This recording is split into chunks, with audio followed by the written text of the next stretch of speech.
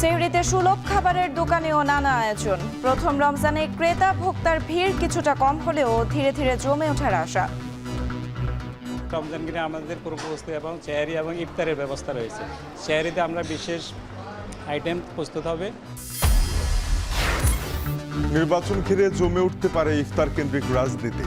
জনসংযোগ আর সাংগঠনিক ভিত্তি মজবুতে কৌশলী রাজনৈতিক দলগুলো। 7 মাসেও ধরা পড়েনি নরসিংদী থেকে পালানো 188 কয়েদি। উদ্ধার হয়নি লুট হওয়া বেশিরভাগ অস্ত্রগুলি। আতঙ্কে জনপদ।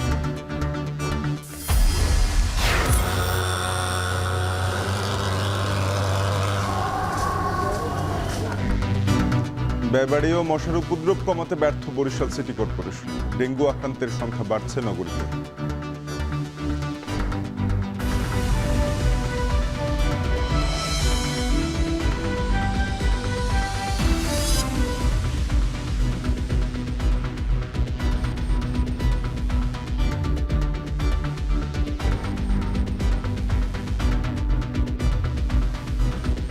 স্বাগত এখন বাজারে। পুরো আয়োজন জুড়ে সঙ্গে আছি আমরা দুজন, আমি সুমাইয়া রাত্রি এবং আমি তানজিম শাফিন। সেহরিতে রাজধানীর সুলভ খাবারের দোকানেও রয়েছে নানা খাবারের আয়োজন। যদিও প্রথম সেহরিতে উপস্থিতি ছিল তুলনামূলক কম, তবে ধীরে ধীরে সেহরিতে ক্রেতা ভোক্তার ভিড় বাড়বে বলে প্রত্যাশা বিক্রেতাদের। বিস্তারিত দেলাওয়ার দুলুনের প্রতিবেদনে। 15 বছর ধরে গুলিস্তানে খাবার বিক্রি করেন রেহেনা। ক্রেতাদের প্রায় সবাই খেটে খাওয়া শ্রমজীবী মানুষ। সেহরি কিংবা রাতের খাবারে জনপ্রতি ভরপেট খরচ মাত্র 50 থেকে 60 টাকা।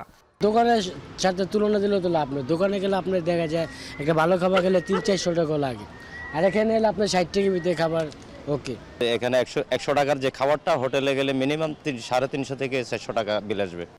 ঢাকা মেডিকেলের সামনের খোলা ভাতের হোটেলের চিত্র এটি। মাছ, মাংস কিংবা সবজি সব খাবারই মিলে এখানে, যেখানে সেহরি খেলে জনপ্রতি খরচ 80 থেকে শুরু। যেন একজন লোক খাওয়া দাওয়া করলে ভাত আর মুরগি খাক, মাছ খাক, যেটা খাক 80 টাকার ভিতরে আনাপ। এখানে আমি মনে করি যে মাছ মাংস তেমন খাই না, ভাজি সবজি বা ডিম টিম এগুলো দিই 50-60 টাকার ভেতরে আর কি খাওয়া আমার হয়ে যায়। রমজান ঘিরে নগরীর ছোট বড় রেস্তোরাঁগুলোতে দেখা গেছে বাড়তি প্রস্তুতি। যদিও প্রথম সেহরিতে মানুষের উপস্থিতি ছিল কম, তবে দিন দিন বিক্রি বাড়বে বলে প্রত্যাশা হোটেল রেস্তোরাঁ সংশ্লিষ্টদের।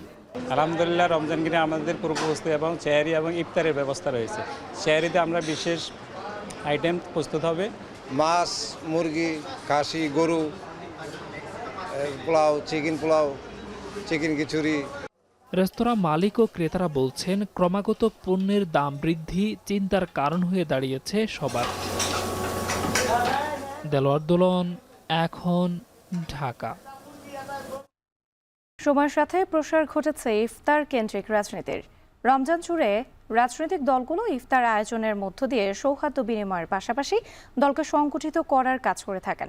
রাজনীতিবিদরা বলছেন, নির্বাচনকে সামনে রেখে দলীয় সংগঠন ও বিভিন্ন পেশাজীবীদের সাথে সমন্বয় বাড়াতে ভূমিকা রাখবে ইফতার আয়োজন। এর মাধ্যমে জনসংযোগ বাড়ানো ও তৃণমূলকে শক্তিশালী করার পরিকল্পনাও রয়েছে দলগুলোর। সাজিদ আরাফাতের প্রতিবেদন। বাংলাদেশের রাজনীতিতে ঐক্য যেন এক দুর্লভ বিষয়। বাকযুদ্ধ, অসহিষ্ণুতা, সহিংসতা, এমনকি প্রতিপক্ষকে হত্যার মতো ঘটনা রাজনীতির পরতে পরতে। তবে প্রতিহিংসার রাজনীতিতে সৌহার্দ্য বয়ে আনে রমজান। এ সময় রাজনৈতিক অঙ্গনে ইফতার মাহফিল এক ধরনের জনসংযোগ। রমজান জুড়েই চলে বিভিন্ন রাজনৈতিক দলের এই কার্যক্রম। প্রতিবছর রোজায় বিএনপি, জামায়াত সহ বিভিন্ন রাজনৈতিক দলগুলো ইফতার মাহফিলের আয়োজন করে থাকে। এর মাধ্যমে রাজনৈতিক কার্যক্রম এগিয়ে নেওয়ার পাশাপাশি থাকে দলকে চাঙ্গা করার নানা পরিকল্পনাও। এসব আয়োজনে বিভিন্ন শ্রেণী পেশার মানুষের সঙ্গে মতবিনিময় করেন দলীয় নেতারা। জোরালো হয় দলের অঙ্গ ও সহযোগী সংগঠনের নেতাকর্মীদের বন্ধন। চলে সমর্থক ও পেশাজীবীদের সাথে সম্পর্ক উন্নয়নের কাজও। রাজনীতিবিদরা বলছেন, এমন আয়োজনের মধ্য দিয়ে তৈরি হয় সম্পর্কের সেতুবন্ধন। দলীয় ঐক্য জোরালো হওয়ার পাশাপাশি পেশাজীবী, বুদ্ধিজীবী, সমালোচক সহ নানা শ্রেণীর মানুষের সঙ্গে রাজনীতিবিদদের সৌহার্দ্য বাড়াতে সহায়ক হয় ইফতার মাহফিলের মতো আয়োজন। অনেক রাজনৈতিক দল ব্যাপকভাবে ইফতার মাহফিল, ইফতার পার্টি, ইফতার চক্র নানা ধরনের আয়োজন করেছে। আমি আশাবাদী যে এইটা আমাদের সামাজিক সৌহার্দ্য এবং বন্ধনকে আরও সুদৃঢ় করবে এবং এটাকে উন্নত করবে। বুদ্ধিজীবী, পেশাজীবী, নানা ধরনের যারা আছে তারা নানাভাবেই এই রমজানে আমরা দেখি যে ব্যাপকভাবে এই ইফতার পার্টির চর্চাটা হয়। তো আমি মনে করি যে এবার এটা বাড়বে এবং এটার ব্যাপক একটা প্রভাব আছে আর কি। সময়ের সাথে জনপ্রিয় হয়েছে ইফতার কেন্দ্রিক রাজনীতির। তবে বিগত 16 বছরে অনেক রাজনৈতিক দলই স্বস্তির সাথে ইফতার আয়োজন করতে পারেনি। জামায়াতের কেন্দ্রীয় এই নেতা বলেন, এবার কর্তৃত্ববাদের রাহুমুক্ত হয়ে সব দলই নিজস্ব সামর্থ্য ও দৃষ্টিভঙ্গি অনুযায়ী ইফতার আয়োজন করবে। দেশ এবং জাতির কল্যাণের জন্য যেমনিভাবে ইফতার মাহফিলে দোয়া হয়, দেশ ও জাতির চ্যালেঞ্জগুলোকে সামনে রেখেও ইফতার মাহফিলে আলোচনা হয়। দেশ এবং জাতির এগিয়ে যাওয়ার ক্ষেত্রে করণীয় নিয়েও ইফতার মাহফিলগুলোতে আজকাল আলোচনা হয়। শুধুমাত্র ইফতার মাহফিলগুলো কিছুটা হলে এখন কিছুটা পলিটিসাইজ হয়েছে। জীবন গড়ার আলোচনার বাইরেও দেখা যায় যে দেশের চলমান পরিস্থিতি সবসময় ইফতার মাহফিলে সামনে চলে আসে। বিএনপির কেন্দ্রীয় নেতারা বলছেন, রমজানকে ঘিরে ইফতারের আয়োজন নতুন নয়। নির্বাচন আসন্ন, তাই রমজান মাসে ইফতার আয়োজনের মাধ্যমে জনসংযোগ বাড়ানো ও তৃণমূলকে শক্তিশালী করতে পরিকল্পনা হাতে নেওয়া হয়েছে। সামনে একটা নির্বাচন, আবার নির্বাচনকে কেন্দ্র করে আমাদেরকে জনগণের কাছে যেতেই হবে এবং আমাদের কর্মীদেরকে ঐক্যবদ্ধ করতে হবে, সেটা যে কোনো প্রসেসই হোক। আল্লাহ যাতে অন্তত আমাদের এই রমজানের কৃচ্ছতার মধ্য দিয়ে ভবিষ্যতে যাতে আমরা একটা ভালো নির্বাচন পাই, একটা ভালো নির্বাচিত সরকার যাতে এই দেশে আসে, সবার কাছে আমরা সেটাই দোয়া চাই। নেতা কর্মীদের মধ্যে আন্তরিকতা সৃষ্টি, আল্লাহর দরবারে দোয়া চাওয়ার জন্য এই ইফতার পার্টি আমরা আমাদের সব এলাকায় আমরা করব। তারেক রহমানের নেতৃত্বে বিগত 16 বছর আন্দোলন করেছে, তাদের সবাই এই রমজান মাসে ইফতার আয়োজন করবেন বলে আমি দৃঢ় বিশ্বাস করি। ইফতার আয়োজনে যে রাজনীতির ছোঁয়া, তা নির্বাচনী ডামাডোলে কতটা প্রভাব ফেলবে তা হয়তো সময়ই বলে দেবে। তবে রাজনীতির পাশাপাশি রমজানের পবিত্রতাকেও ধারণ করার আহ্বান রাজনীতির সংশ্লিষ্টদের। সাজিদ আরাফাত, এখন, ঢাকা। গাজীপুরের টঙ্গীর মাজার বস্তিতে সরাসরি অভিযান চালিয়ে সন্দেহভাজন শতাধিক ব্যক্তিকে আটক করেছে যৌথ বাহিনী। শনিবার সন্ধ্যা 6টা থেকে রাত 9টা পর্যন্ত অভিযানে অংশ নেয় সেনাবাহিনী, র্যাব, বিজিবি, পুলিশ ও এবিপিএনের বিপুল সংখ্যক সদস্য। সারা দেশে চলমান ছিনতাই, ডাকাতি সহ সন্ত্রাসী কার্যক্রম প্রতিরোধে এই অভিযান। এ সময় বস্তির বিভিন্ন ঘরে তল্লাশি চালিয়ে দেশীয় অস্ত্র, মাদক ও মাদক সেবনের কাজে ব্যবহৃত বিভিন্ন সামগ্রী উদ্ধার করা হয়। এছাড়া বিভিন্ন অপরাধে জড়িত থাকার সন্দেহে আটক করা হয় শতাধিক ব্যক্তিকে। রাজধানীর উত্তরা সহ বিভিন্ন অপরাধ প্রবণ এলাকার আইন শৃঙ্খলা পরিস্থিতি উন্নত করতে এই অভিযান পরিচালনা করা হয় বলে জানিয়েছেন আইন শৃঙ্খলা বাহিনী। রমজান মাসে আইন শৃঙ্খলা পরিস্থিতির উন্নয়নের জন্য এ ধরনের অভিযান অব্যাহত থাকবে বলে জানান নির্বাহী ম্যাজিস্ট্রেট।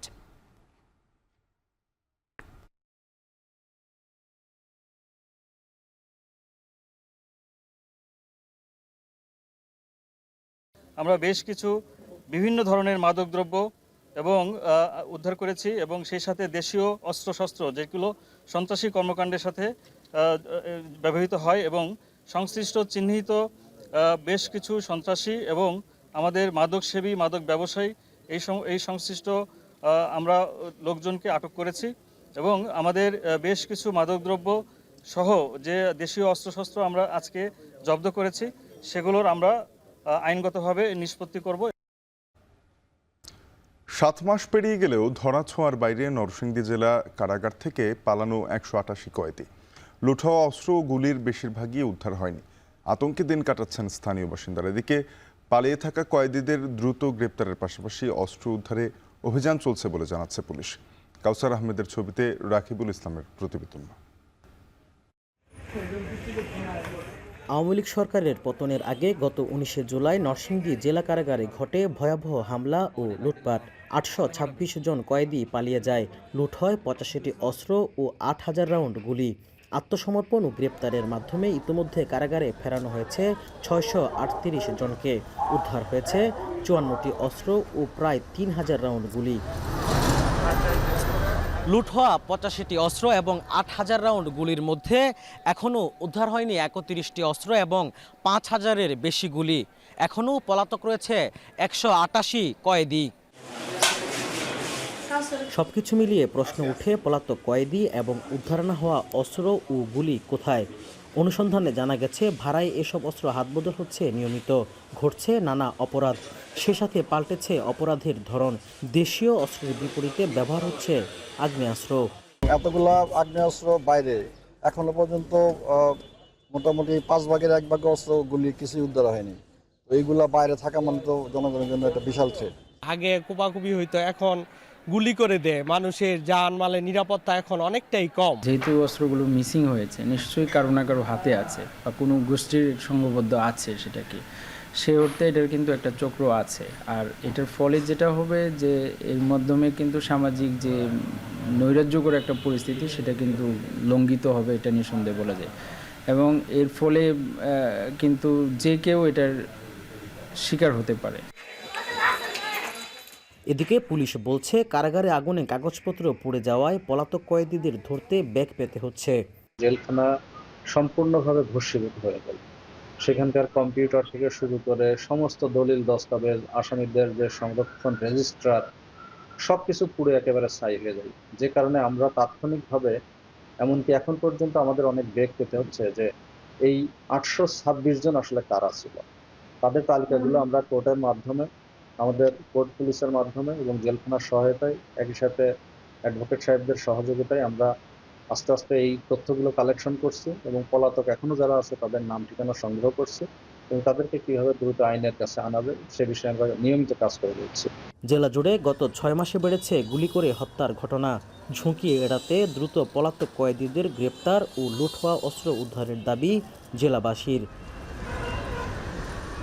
রাকিবুল ইসলাম, এখন নরসিংদী। মার্চ মাসে এসেও মশার উপদ্রব কমেনি বরিশাল নগরীতে। ব্যয়বাড়িয়েও মশার উপদ্রব কমাতে ব্যর্থ বরিশাল সিটি কর্পোরেশন। এতে প্রতিনিয়ত ডেঙ্গু আক্রান্তের সংখ্যা বাড়ছে নগরীতে, যদিও তৎপরতা কয়েক গুণ বাড়ানো হয়েছে বলে দাবি করছে সিটি কর্পোরেশন। মাহমুদ নবীর তোলা ছবিতে আরো জানাচ্ছেন ফেরদৌস সোহাগ। ফগার মেশিন হাতে মশক নিধন কর্মীদের ছুটে চলা। বরিশাল সিটি কর্পোরেশনের বিভিন্ন এলাকার ঝোপ ও বদ্ধনালায় করা হচ্ছে হ্যান্ড স্প্রে। তবুও স্বস্তি নেই নগরবাসীর মাঝে। মশার উপদ্রবে অতিষ্ঠ জনজীবন।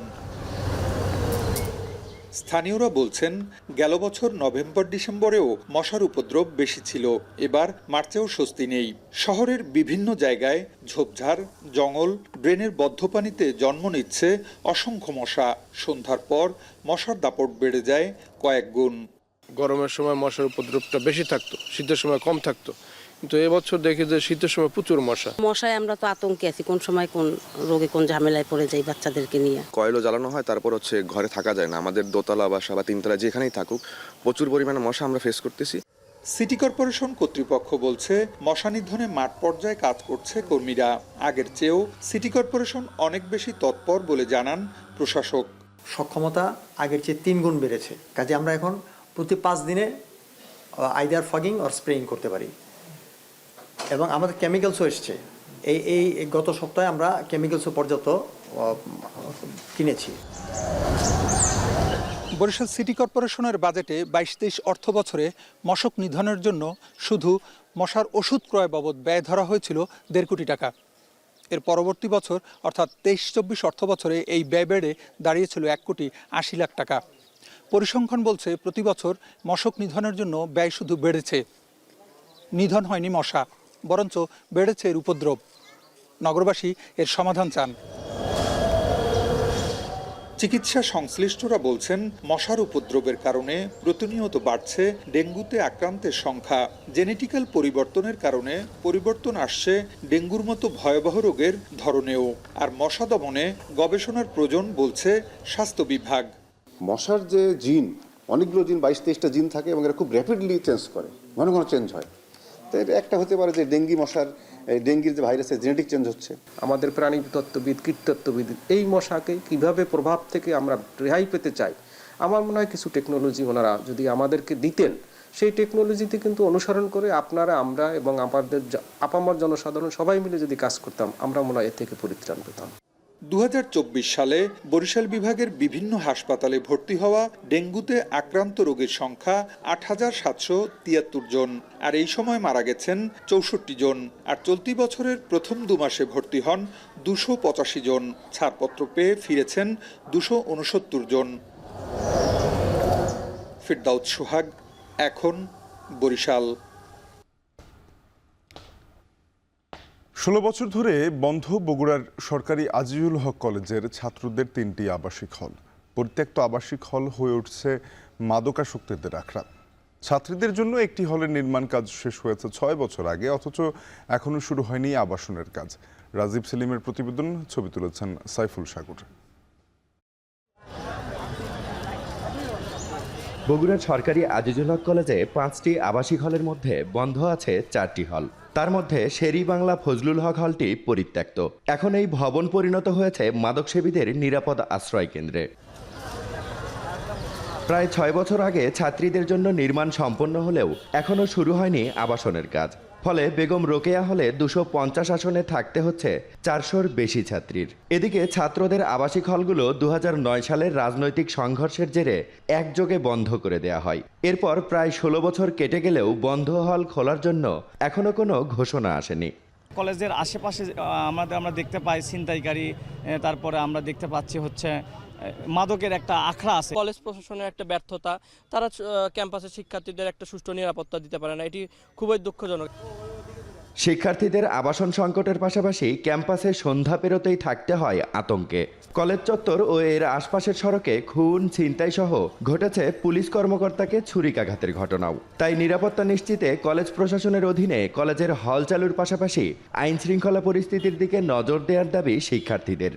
আমাদের হল নেই, আমরা ব্যক্তিগতভাবে নিজের খরচে মেসে থাকি। এটা অত্যন্ত ব্যয়বহুল হয়ে যায় আমাদের জন্য। নিরাপত্তার স্বার্থে হলেও আমাদের স্কুলের একটা প্রতিষ্ঠানের একটা হল থাকা জরুরি ছেলেদের। অনেক সময় রাতে করে ক্যাম্পাস থেকে মেসে যাই, সেটাও নিরাপদ পাইতাম। এই জন্য দ্রুত হচ্ছে হল চালু করা উচিত ছিল। ছেলেদের 3টি হল দীর্ঘ 16 বছর বন্ধ থাকায় সেগুলো হয়ে পড়েছে বসবাস অযোগ্য। সংস্কার করে আবাসন উপযোগী করতে প্রয়োজন বড় বরাদ্দের। তবে মেয়েদের জন্য 6 বছর আগে নির্মাণ করা হলের বিদ্যুৎ সংযোগের কাজ শেষ হলেই আবাসন শুরু হবে জানান কলেজের অধ্যক্ষ। মেয়েদের যে নতুন হলটি আছে, এটি বিদ্যুতের একটি সাবস্টেশনের কাজ হচ্ছিল, সে কারণে এটি এই মুহূর্তে চালু করা যাচ্ছে না। তবে আমরা সিদ্ধান্ত নিয়েছি এটা আমরা অচিরেই যারা অনার্স প্রথম বর্ষ ভর্তি হবে, যে সমস্ত শিক্ষার্থী, বিশেষত মেয়ে শিক্ষার্থীদের আমরা এই হলে ওঠানোর ব্যবস্থা করতে যাচ্ছি। এর থেকে উত্তরণের জন্য আন্তরিকভাবে চেষ্টা করছি। 2016 সালে আক্তার আলী মুন হল ও 2019 সালে শহীদ তিতুমির হল সংস্কার করা হয়, কিন্তু নানান জটিলতা ও সিদ্ধান্তের অভাবে হল দুটি এখনও বন্ধ রয়েছে। রাজীব সেলিম, এখন বগুড়া। সিরাজগঞ্জের কাজীপুরের প্রত্যন্ত একটি গ্রামের নাম পাল্টে গেছে ফার্নিচারের কারণে। 2 শতাধিক কারখানা গড়ে ওঠায় এটি এখন পরিচিত ফার্নিচারের গ্রাম হিসেবে। চাহিদা ভালো থাকায় স্থানীয়ভাবে তৈরি এসব আসবাবপত্র যাচ্ছে দেশের বিভিন্ন প্রান্তে এবং একই সাথে কর্মসংস্থান হয়েছে হাজারো মানুষের। ইমরান শেখের ছবিতে রিফাত রহমানের প্রতিবেদন।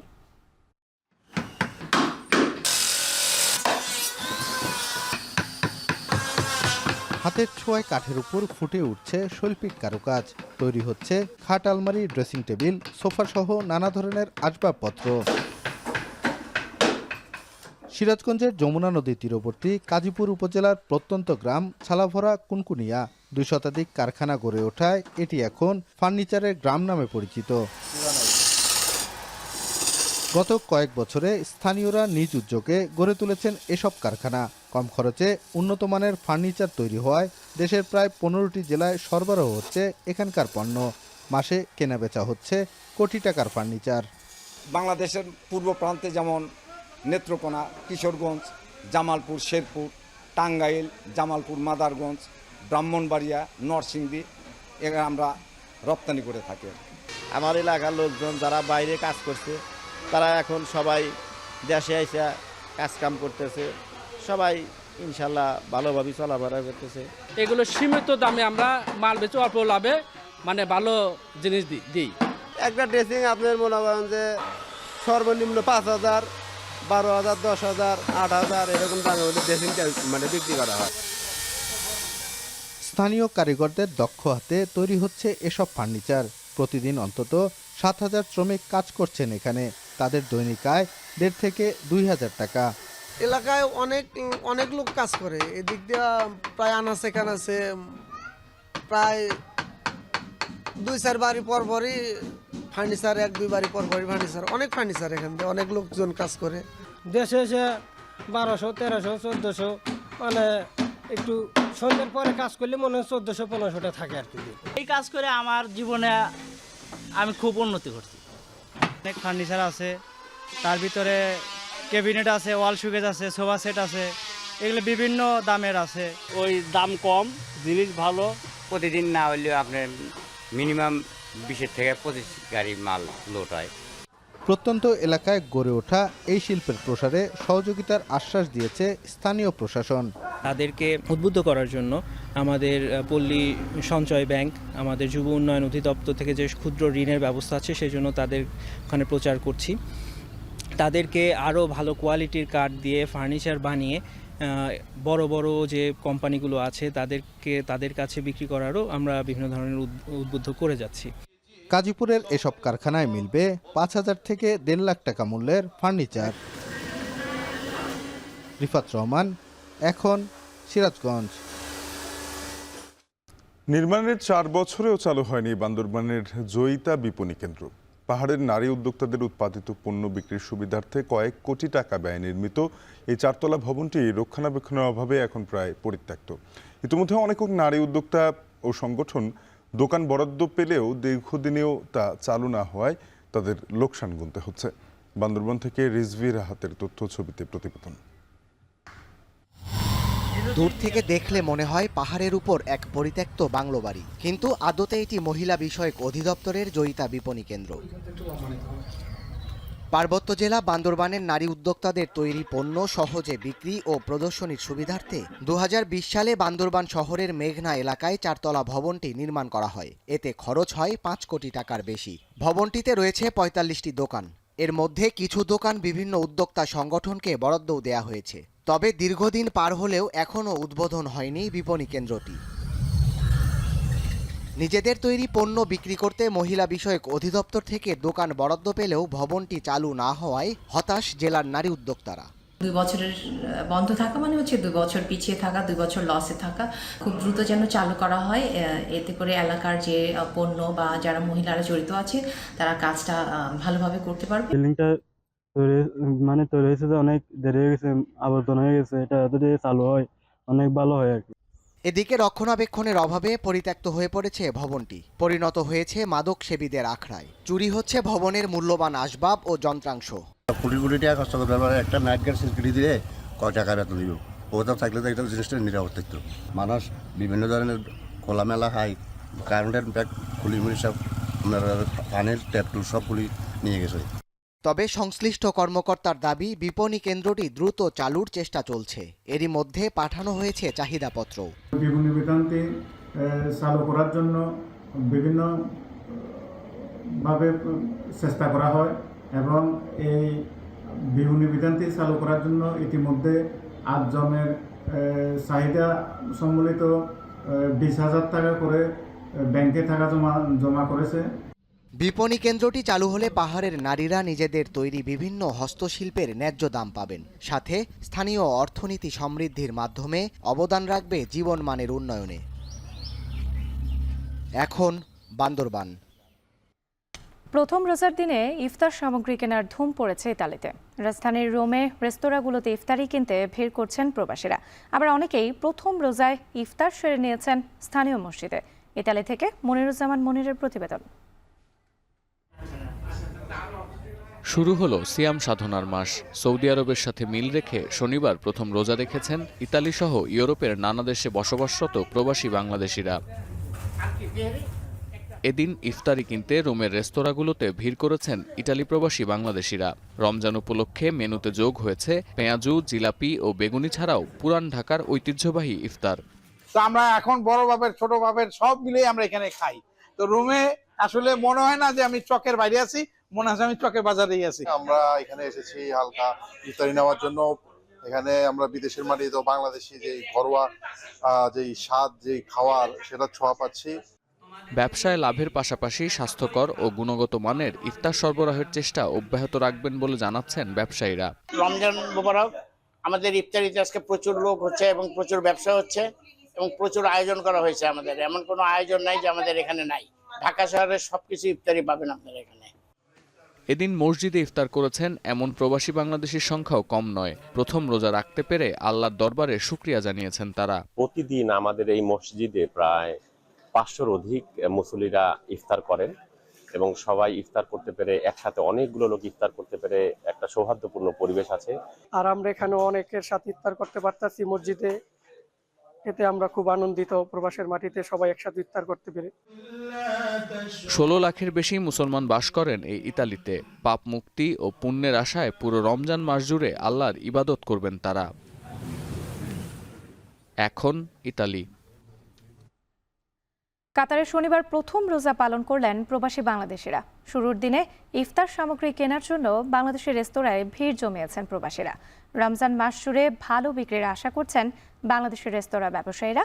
কাতার থেকে আনোয়ার হোসেন মামুনের তথ্য ছবিতে বিস্তারিত। সৌদি আরবের সাথে মিল রেখে মধ্যপ্রাচ্যের দেশ কাতারে শুরু হয়েছে পবিত্র মাহে রমজান। রমজান ঘিরে বাংলাদেশি রেস্তোরাঁয় চলছে বিশেষ মূল্য ছাড়। প্রথম রোজাতেই ইফতার সামগ্রী কেনার জন্য প্রবাসীরা ভিড় জমিয়েছেন বিভিন্ন রেস্তোরাঁয়। এসব রেস্তোরাঁয় ইফতারের তালিকায় আছে বাংলাদেশের ঐতিহ্যবাহী খাবার ছোলা বুট, পেঁয়াজু, জিলাপি, বেগুনি সহ হরেক রকম আইটেম। স্বল্প মূল্যে ইফতার সামগ্রী বিক্রির পাশাপাশি বিভিন্ন প্যাকেজও চালু করেছে বাংলাদেশি রেস্তোরাঁগুলো।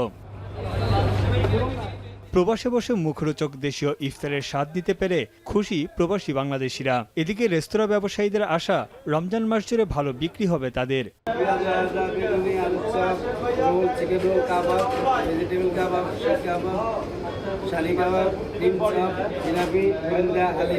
সবাই আমাদের বাংলাদেশি ইফতারটা খুব পছন্দ করে, যার কারণে আমরা অনেক ইফতারের আয়োজন করেছি। বাংলাদেশের সুস্বাদু খাবার এবং বাংলাদেশের স্বাদে ইফতার রেডি করছে। আলহামদুলিল্লাহ আমাদের অনেক ভালো হয়েছে। কাতারের স্থানীয় সময় সন্ধ্যা 5টা 39 ইফতারের মাধ্যমে প্রথম রোজা পালন করেছেন প্রবাসী বাংলাদেশিরা। এখন কাতার। ইউক্রেনবাসীদের মতে এখন তাদের একমাত্র ভরসা ইউরোপ। ট্রাম্প জেলেন্সকি বাগবিতণ্ডার পর যুক্তরাষ্ট্রের সাথে তাদের আর সম্পর্ক এগোচ্ছে না। বিশ্ব কূটনীতিক মহলে এটিকে স্বাভাবিক ঘটনা বলছে রুশ জনগণ, যেখানে জেলেন্সকি তার দূরদর্শিতা দেখাতে ব্যর্থ হয়েছেন। এদিকে অইউরোপীয় জনগণের মধ্যে আছে মিশ্র প্রতিক্রিয়া। বিস্তারিত জানাবেন Tanvir Johnny. We gave you, through this stupid president, $350 billion.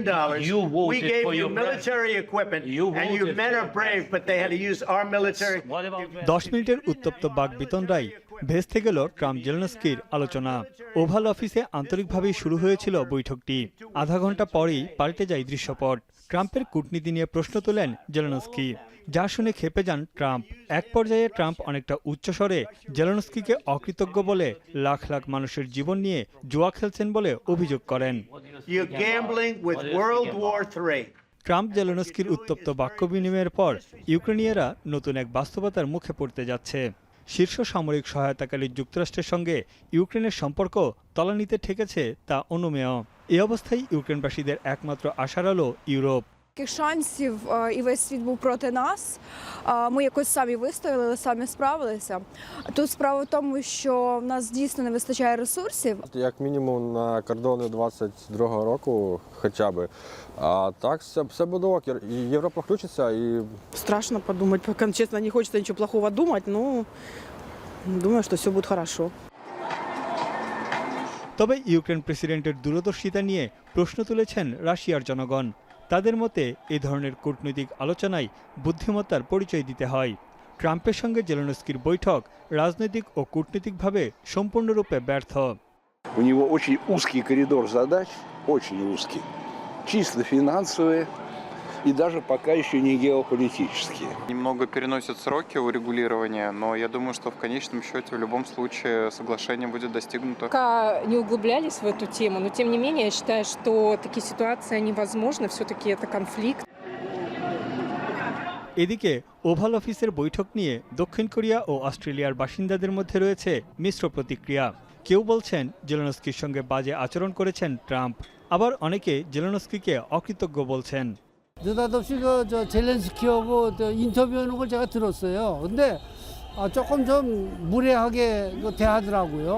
That Zelensky was very self-opinionated. The fact that America hasn't helped them, but where America has helped them for a long, long time. I can't see what's going to come out of it, to be truthful, in the end. অনেক বিশ্লেষকের মতে ট্রাম্পের কাছে Zelensky যেভাবে নাজেহাল হয়েছেন তা মূলত পুতিনের কাছে হেরে যাওয়ারই শামিল। তানভীর জানি, এখন বিশ্ব। এদিকে সামরিক সক্ষমতা বাড়াতে ইউক্রেনকে 226 কোটি পাউন্ড ঋণ দেবে যুক্তরাজ্য। শনিবার ব্রিটিশ প্রধানমন্ত্রী কিয়ার স্টারমার ও ইউক্রেনীয় প্রেসিডেন্ট ভলোদিমির জেলেনস্কির উপস্থিতিতে এই ঋণ চুক্তিতে স্বাক্ষর করেছেন যুক্তরাজ্যের অর্থমন্ত্রী রেচেল রিপস। চুক্তি অনুযায়ী পরবর্তীতে মস্কোর সম্পদ জব্দ করে সেই অর্থ ফেরত দেবে কিয়েভ। এ সময় ভিডিও লিঙ্কে যুক্ত ছিলেন ইউক্রেনের অর্থমন্ত্রী সার্গেই মার্চেনকো। এর আগে শনিবার 10 ডাউনিং স্ট্রিটে নিজ বাসভবনে জেলেনস্কিকে উষ্ণ অভ্যর্থনা জানান স্টারমার। ইউক্রেনের প্রতি সমর্থন অক্ষুণ্ণ রাখায় ব্রিটেনের জনগণ ও প্রধানমন্ত্রী স্টারমারের প্রতি কৃতজ্ঞতা প্রকাশ করেন জেলেনস্কি। রোববার ইউরোপের নেতাদের সাথে বৈঠকে অংশ নিতে মূলত যুক্তরাজ্য সফরে এসেছেন ইউক্রেনীয় প্রেসিডেন্ট। এদিন কিং চার্লসের সাথেও সাক্ষাতের পরিকল্পনা আছে তার। গাজা উপত্যকায় 42 দিনের যুদ্ধবিরতি শেষ হয়েছে শনিবার। প্রথম ধাপের পর যুদ্ধবিরতি নিয়ে দ্বিতীয় দফায় আসেনি কোনো সিদ্ধান্ত। হামাসের শর্ত মেনে গাজা থেকে পুরোপুরি সেনা প্রত্যাহারের না করে উল্টো সামরিক উপস্থিতি জোরদারের পরিকল্পনা করেছে তেল আবিব। যুদ্ধকে উস্কে দিতে তেল আবিবকে নতুন করে আরও $300 কোটি সামরিক সহায়তা দিচ্ছে যুক্তরাষ্ট্র। ধাপে ধাপে দেয়া হবে এই সহায়তা। এদিকে যুদ্ধবিরতি চুক্তি পুনর্বহাল না হওয়ায় ইসরায়েল প্রস্তাব দিয়েছে আগের তুলনায় গাজায় সামরিক উপস্থিতি বাড়ানো হবে। জাতিসংঘ আর উপত্যকায় ত্রাণ সরবরাহকারী সংস্থাগুলোকে এই প্রস্তাব দিয়েছে ইসরায়েলি প্রতিরক্ষা বাহিনী। পুরো পরিস্থিতিতে উদ্বেগ প্রকাশ করে জাতিসংঘ বলছে আগামী সপ্তাহে কায়রোতে আরব লীগের সম্মেলনে অংশ নেবেন মহাসচিব অ্যান্তোনিও গুতেরেস। যুদ্ধ পরবর্তী গাজা পুনর্গঠন নিয়ে আলোচনা হবে এই সম্মেলনে। পাশাপাশি জোর দেওয়া হবে যুদ্ধবিরতি আর বন্দি বিনিময় চুক্তি বহাল রাখার বিষয়ে। হামাস বলছে গাজায় স্থায়ীভাবে যুদ্ধবিরতি কার্যকর শর্তে আলোচনায় যেতে চায় সশস্ত্র গোষ্ঠীটি। শেষ করব এখন বাজার। যাওয়ার আগে শিরোনামগুলো আরও একবার। সেহরিতে সুলভ খাবারের দোকানেও নানা আয়োজন। প্রথম রমজানে ক্রেতা ভোক্তার ভিড় কিছুটা কম হলেও ধীরে ধীরে জমে ওঠার আশা। রমজান কিনে আমাদের পুরো প্রস্তুতি এবং সেহরি এবং ইফতারের ব্যবস্থা রয়েছে। সেহরিতে আমরা বিশেষ আইটেম প্রস্তুত হবে। নির্বাচন ঘিরে জমে উঠতে পারে ইফতার কেন্দ্রিক রাজনীতি। জনসংযোগ আর সাংগঠনিক ভিত্তি মজবুতে কৌশলী রাজনৈতিক দলগুলো। 7 মাসেও ধরা পড়েনি নরসিংদী থেকে পালানো 188 কয়েদি। উদ্ধার হয়নি লুট হওয়া বেশিরভাগ অস্ত্রগুলি। আতঙ্কে জনপদ।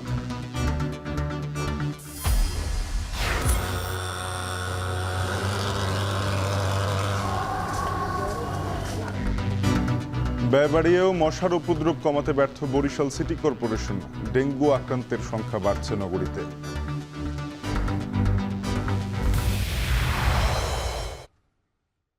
শেষ করছি এখন বাজার। এখন টেলিভিশন ওয়েবসাইটে দেখতে ভিজিট করুন www.ekon.tv। এছাড়া যুক্ত থাকুন ফেসবুকে facebook.com/tv.ekon এবং ইউটিউবে দেখতে ভিজিট করুন youtube.com/c/ekontv।